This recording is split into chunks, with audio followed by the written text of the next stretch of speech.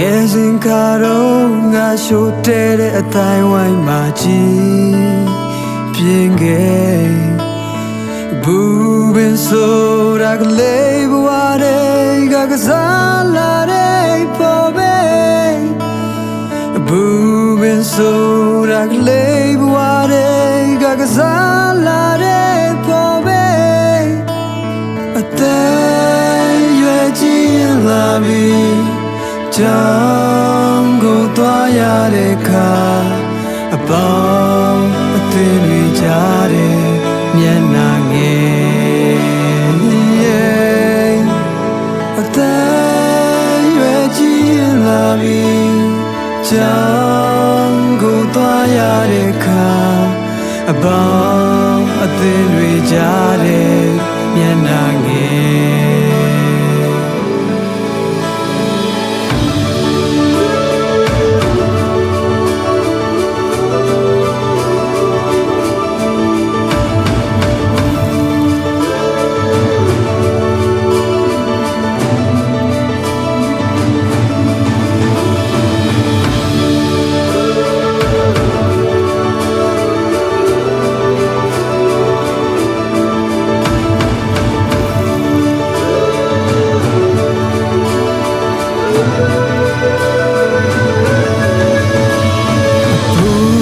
ဆိုတာကလေးဘဝတွေ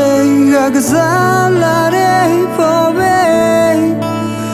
ဘူးပင်ဆိုတာကလေးဘဝတွေကကစားလာတဲ့ပေါ်ပဲအသက်ရွယ်ကြီးလာပြီကြောင့်ကိုသွားရတဲ့ခါ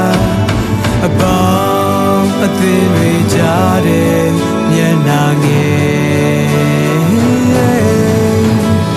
အသက်ရွယ်ကြီးလာပြီကြောင့်ကိုသွားရတဲ့ခါ